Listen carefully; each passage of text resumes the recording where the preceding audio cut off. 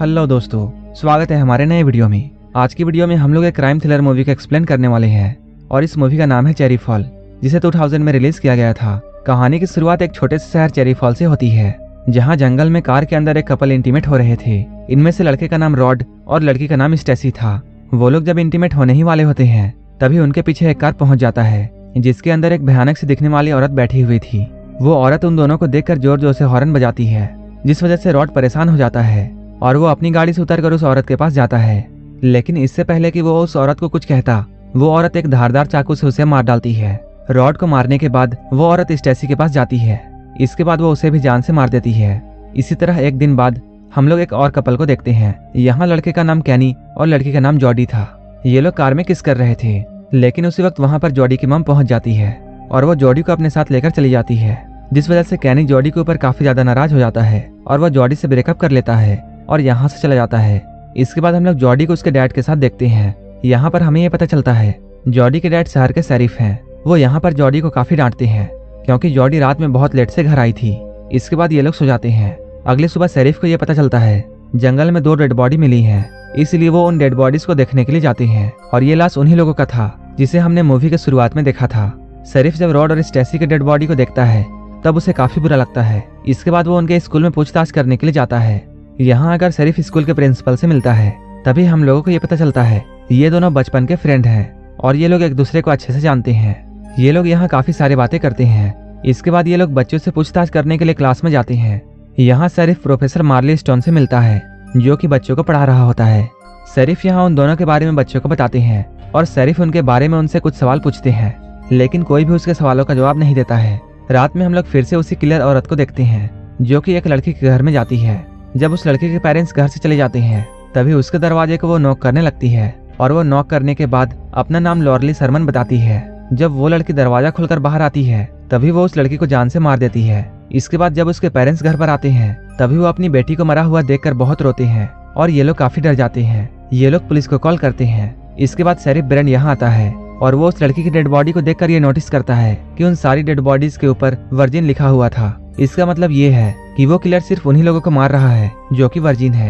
इन सारी चीजों को देखने के बाद शरीफ ब्रेंट एक मीटिंग बुलाता है, जहां शहर के सारे बच्चों के पेरेंट्स आए थे। यहाँ पर ब्रेंट उन सभी लोगों से ये कहता है कि वो किलर सिर्फ उन्हीं लोगों को मार रहा है जो कि वर्जिन यानी प्योर है। शरीफ ब्रेंट की इस बेहूदी बात को सुनने के बाद वो सारे पेरेंट्स शरीफ पर गुस्सा होते हैं। वो लोग शरीफ की बातों को इस तरह समझते हैं कि शरीफ उन लोगों से ये कह रहे हैं कि उनके बच्चों को वर्जिन नहीं रहना चाहिए। वहीं दूसरी तरफ हम लोग जॉडी और उसके एक दोस्त टिमी को देखते हैं, जो कि छुपकर उस मीटिंग में हुई बातों को सुन रहे थे। तभी टिमी को उसके घर से कॉल आता है और टिमी उस कॉल को पिक करने के लिए जॉडी से काफी दूर जाता है। लेकिन काफी देर तक जब वो वापस नहीं आता है, तभी जॉडी परेशान हो जाती है और वो उसे ढूंढने लगती है। इसी बीच वो उसे ढूंढते हुए बेसमेंट में पहुंच जाती है, जहां उसे टिमी की लाश देखने को मिलती है, जिसे देखकर वो बहुत डर जाती है। इसके बाद वो यहाँ से भागने लगती है, लेकिन तभी वो किलर औरत उसके ऊपर भी हमला कर देती है और वो उसे मारने लगती है। लेकिन जॉडी किसी तरह उस किलर औरत से बच जाती है और जॉडी उस औरत को घायल करके वहाँ से भागने लगती है और वो शरीफ यानी अपने फादर के पास जाती है। जॉडी यहाँ अपने फादर को सब कुछ बताती है।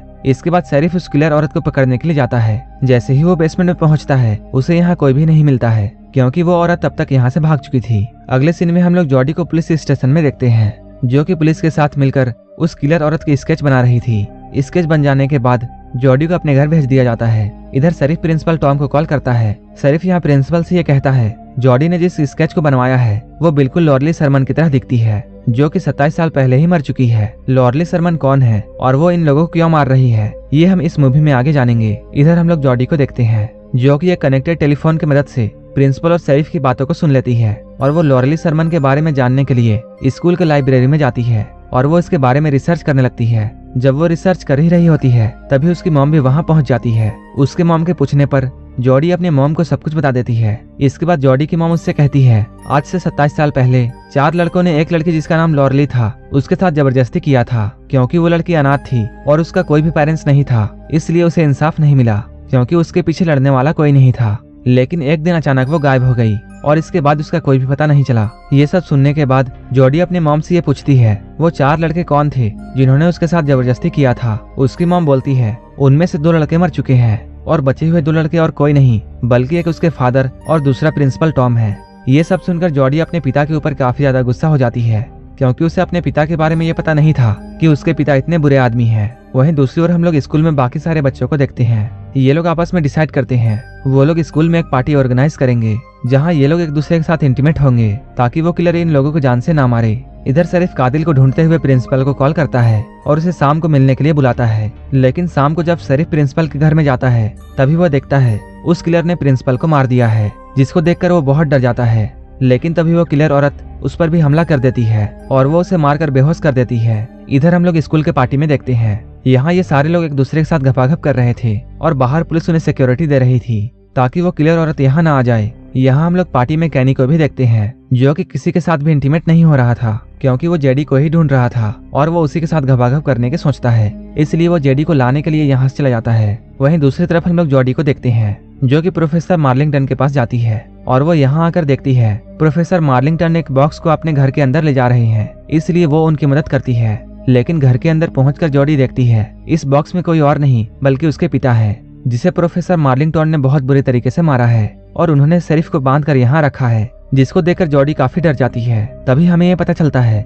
वो किलर कोई और नहीं बल्कि प्रोफेसर मार्लिंगटन है। इसके बाद प्रोफेसर जॉडी को भी पकड़ लेता है और वो इन दोनों को बेसमेंट के अंदर लेकर जाता है। यहाँ लाकर वो शरीफ ब्रेंट से 27 साल पहले जो भी कुछ हुआ था उसके बारे में पूछता है। ब्रेंट भी उसे सारा कुछ सच्चाई बता देता है। वो कहता है आज से करीब 27 साल पहले वो और उसके 3 दोस्त मिलकर लॉर्ली सरमन नाम के एक लड़की के साथ जबरदस्ती किया था, जिसके बाद वो लड़की प्रेग्नेंट हो गई थी। इसके बाद उस लड़की को जस्टिस नहीं मिला था और जस्टिस ना मिलने की वजह से वो यहाँ से चली गई थी। उसकी बातों को सुनने के बाद प्रोफेसर मार्लिंगटन उससे ये कहता है वो लड़की कोई और नहीं बल्कि उसकी माँ थी जिसके साथ उन लोगों ने बहुत बुरा किया था, इसलिए वो अपनी मॉम को जस्टिस दिलाने के लिए ये सब कर रहा है। इधर हम लोग कैनी को देखते हैं जो कि जॉडी को ढूंढता हुआ प्रोफेसर के घर पर पहुंच जाता है। इसके बाद वो दरवाजे को नॉक करता है। थोड़ी देर बाद प्रोफेसर यहाँ बाहर आता है। वो यहाँ आकर कैनी को मारने वाला होता है लेकिन कैनी उसे ही घायल कर देता है। इसके बाद वो घर के अंदर जाता है। घर के अंदर उसे चीखने की आवाज सुनाई देती है। वो आवाज का पीछा करते हुए बेसमेंट तक पहुंच जाता है जहां वो देखता है सिर्फ ब्रेंट और जॉडी बंधी हुई हैं। इसके बाद वो उन्हें फ्री करने के लिए उनके पास जाता है। वहीं इधर हम लोग प्रोफेसर मार्लिंगटन को देखते हैं जो कि दरवाजा तोड़कर घर के अंदर आ जाता है और वो इन लोगों पर हमला कर देता है और वो सिर्फ ब्रेंट को जान से मार देता है। ये देखकर ये दोनों बहुत डर जाते हैं और यहाँ से भागने लगते हैं। भागते हुए ये लोग स्कूल के बिल्डिंग तक पहुंच जाते हैं। यहाँ पहुंचकर ये लोग देखते हैं सारे बच्चे एक दूसरे के साथ गपागप कार्यक्रम कर रहे थे। तभी वहाँ पर वो किलर आता है और वो उन सभी को अंधाधुन मारने लगता है। इसके बाद वो जॉडी के ऊपर भी अटैक करता है लेकिन जॉडी किसी तरह उसे बालकनी से नीचे गिरा देती है। वो किलर एक लकड़ी के ऊपर गिरता है और वो लकड़ी उसके पेट में घुस जाती है और इसकी मौत यहीं पर हो जाती है और यहीं पर ये मूवी खत्म हो जाती है। अगर आपको ये मूवी अच्छी लगी हो तो एक लाइक जरूर कर देना और ऐसे ही मूवीज के लिए मेरे चैनल को जरूर सब्सक्राइब कर लेना। तो मिलते हैं हमारे नेक्स्ट वीडियो में।